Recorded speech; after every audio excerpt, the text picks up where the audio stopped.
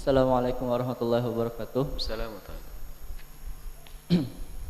Buya, ini pertanyaan kami kemarin ketika belajar di Kediri, ada ketika peringatan Isra Mi'raj, seorang ulama mengatakan bahwa setiap bangunan yang berbentuk bangunan utuh itu walaupun namanya musola itu harus disadari bahwa itu merupakan masjid. Nah, yang jadi pertanyaan Buya, Bangunan apa? Bangunan apa? bangunan yang berbentuk utuh, berbentuk cuma untuk beribadah seperti itu ya. Nah, yang jadi pertanyaan, bagaimana jika orang mewakafkan bangunan tersebut memang dengan musola, bukan nama masjid, dan memang seperti yang diketahuinya bahwa musola itu tidak bisa iktikaf. Bagaimana jika itu diwakafkan dan apakah boleh kita tetap iktikaf dengan hujah bahwa setiap bangunan utuh untuk beribadah itu adalah masjid, Bu ya? Masjid tidak boleh kecuali harus wakaf. Karena tidak akan mendapatkan hukum masjid kalau bukan diwakafkan. Makanya jangan sampai Anda menjadi panitia pembangunan masjid kalau tanahnya belum beres. Masjidnya jadi besok dijual sama yang punya tanah, mau apa ayo. Jadi masjid harus jelas wakaf. Baik. Nah, mawuqifa li sholati, yang diwakafkan untuk sholat, itu adalah masjid. Kemudian di dalam pembangunan masjid itu tidak semua yang diwakafkan untuk masjid lalu dihukumi masjid, kecuali hanya bagian-bagian yang memang disengaja untuk dijadikan masjid. Sehingga ada misalnya ini lokasi adalah untuk pembangunan masjid 3000 meter, akan tapi yang akan dihukumi masjid adalah sesuatu yang diniati untuk dijadikan masjid. Diniati untuk dijadikan masjid. Harus wakaf yang pertama. Kalau tidak wakaf tidak sah. Ini dalam madhab kita Imam Syafi'i ya. Jadi wakaf dulu, kemudian setelah itu wilayah mana dari wilayah diwakafkan tadi, ada wakaf untuk masjid. Tidak serta-merta jadi masjid itu nanti. Ada WC-nya, ada toilet, ada tempat parkir segala macam yang orang haid boleh di situ. Maka yang diniati dibangun untuk masjid, niat untuk dijadikan masjid, itulah yang akan dihukumi sebagai masjid. Yang tidak diniatkan untuk dijadikan masjid, ya tidak akan jadi. Maka waktu membangun, dan bangunan tidak harus bangunan megah semacam ini, asalkan sudah diniati dalam patok atas segalanya itu dijadikan masjid dan harus wakaf. Kemudian di dalam madhab lain seperti madhab Abu Hanifah itu, kalau ada orang membuka rumahnya lalu aku wakafkan untuk sholat langsung jadi masjid, ini ada pendapat seperti itu. Jadi ada sesuatu yang diwakafkan untuk masjid langsung jadi masjid, wakafkan untuk sholat.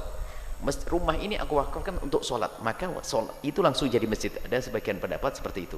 Akan tapi di sini adalah syaratnya masjid harus wakaf, dan yang dihukumi masjid adalah yang diniati untuk pembuatan masjid itu. Yang tidak tentu tidak, karena di sana ada wilayah-wilayah yang boleh, misalnya halamannya boleh orang haid duduk di situ. Bahkan mungkin dibuatkan satu tempat khusus yang terhormat bagi orang yang lagi haid bisa menghadiri majelis mungkin di situ. Ini seperti itu. Jadi tidak serta-merta langsung semuanya jadi masjid. Tapi ingat, kalau tidak wakaf tidak bisa digunakan untuk masjid. Tidak boleh dijadikan, bukan dihukumi masjid. Karena apa? Itu miliknya seseorang. Nanti bisa dibagi, bisa dijual, bisa diwaris dan seterusnya. Maka kami himbau kepada siapapun yang mengurusi lembaga dan sebagainya, ini masalah wakaf ini penting. Pondok pesantren harus wakaf, itu penting. Jangan sampai tanahnya belum wakaf, ngundang donatur. Orang yang mewakafkan hartanya untuk bangun di atasnya, tanahnya belum tak taunya dijual lagi sama yang punya tanah. Kan ngaco. Anda bangun pondok itu dilihat tanahnya sudah wakaf atau belum, jelas atau belum. Anda capek-capek bangun 6 tingkat, tak taunya apa? Meninggal dunia dijual. Anda tidak bisa ngomong sertifikatnya tanahnya dia kok. Ini yang sering dilupakan oleh sebagian orang. Biasanya ya mungkin seorang kiai ya tidak tahu yang dipikir, mungkin ya dia lalai, ya mungkin belum nunda-nunda perwakafan, nunda, dan kisah penjualan pondok pesantren sudah terjadi di sana sini. Di daerah Jawa Barat banyak, kita ada berita pondok dijual oleh anaknya, bapaknya meninggal dunia padahal bangunannya megah.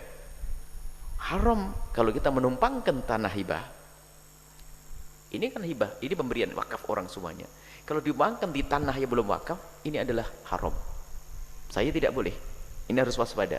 Yang ngurusi pondok harus, yang pengen bantu pembangunan pondok cermati dulu ini. Jelas enggak? Ini wakafnya jelas enggak? Jangan-jangan masih tanah pribadi. Wah, ini membangunkan istana buat dia nanti. Hah? Kalau tanah pribadi, tanahnya bisa dijual.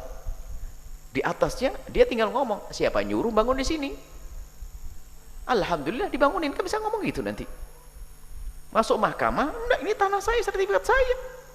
Nggak bisa.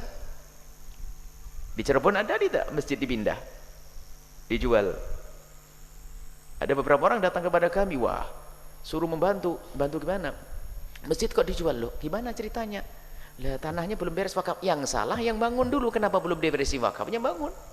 Akhirnya tidak tahu dipindah kemana. Karena ada seperti itu. Jadi yang salah adalah yang bangun tidak cermat, belum beres wakafnya. Lah kok keburu dibangun. Giliran dijual, yang membeli tidak salah, beli sertifikat. Kok ada sertifikat, ada bangunannya. Ya rezeki bagi saya yang membeli, jangan disalahkan yang beli. Waktu itu kan yang beli mau dituntut, nggak bisa ente nuntut yang beli. Yang beli hanya lihat sertifikatnya adalah sertifikat, tanahnya adalah tanah yang belum diwakafkan. Ini, jadi harus waspada urusan yang demikian ini. Dan juga jangan berlebihan baru begitu langsung jadi masjid ya nanti. Kalau memang diniatkan untuk bukan masjid, maka tidak akan jadi masjid. Biarpun diwakafkan, biasanya untuk bermacam-macam, kadang untuk aktivitas ibu-ibu dan sebagainya, sehingga agar tidak masuk bab haram. Karena head masuk masjid haram, maka diwakafkan adalah untuk sholat, untuk musola. Istilah musola adalah tempat sholat. Musola adalah tempat sholat. Kalau musola di Arab sana bukan bangunan seperti itu. Musola itu adalah tempat untuk sholat hari raya. Sehingga perbedaan nanti sholat hari raya itu, sholat di masjid mana lebih bagus antara sholat di masjid atau di musola.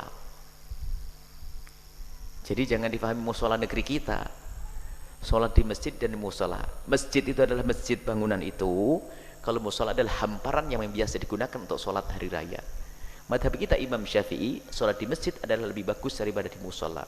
Imam Ahmad bin Hanbal mengatakan sholat di musola lebih bagus daripada sholat di masjid. Nah, ini, jadi seperti itu. Tinggal bagaimana, tanahnya harus wakaf dulu. Tapi biarpun tanah itu wakaf, tidak serta-merta bangunan di atasnya dihukumi sebagai masjid, kecuali di saat dia membangunnya adalah diniatkan untuk masjid. Nah, diniatkan harus ada, supaya ada pemilahan nanti. Jangan sampai nanti, wah kamu tidak boleh kencing di situ, ini masjid. Nah, karena gara-gara wakafnya untuk masjid. Jadi ada pemilahan tempatnya, itu namanya ju'ul apa, niat dijadikan masjid. Syaratnya adalah wakaf, yang kedua niat dijadikan masjid, itu akan dihukumi sebagai masjid. Itu. Cuman banyak juga disebut bukan masjid tapi sebetulnya sudah dihukumi masjid. Banyak yang namanya saja kadang-kadang tidak disebut sebagai masjid. Tidak tahu kalau di sini istilah tajuk ya, tempat lain surau dan sebagainya. Kalau memang dari awal memang disengaja oleh yang membangun bukan untuk masjid, ya tidak akan dihukumi masjid. Biarpun itu diwakafkan. Baik, ini saja insyaallah. Dan agar kita waspada, supaya dalam membangun waspada di banyak hal ya. Jangan bangun kecuali sudah jelas tanah wakafnya. Jangan sampai Anda jadi donatur besar pembangunan sebuah pondok pesantren. Ini alhamdulillah ini wakaf semuanya, pondok ini wakaf. Hanya yang tidak wakaf adalah yang saya tempati. Kemudian tempat di belakang ada kolam ikan sedikit itu ya. Ini adalah wakaf itu. Ini belum ada sedikit yang tidak. Ini sudah wakaf semuanya. Dan kubur sendiri wakaf untuk kubur. Itu kuburan itu bukan wakaf untuk pondok. Ini khas, itu spesial adalah memang dibuat untuk kuburan. Gak boleh kita mengkubur orang di tanah wakaf pondok, haram hukumnya.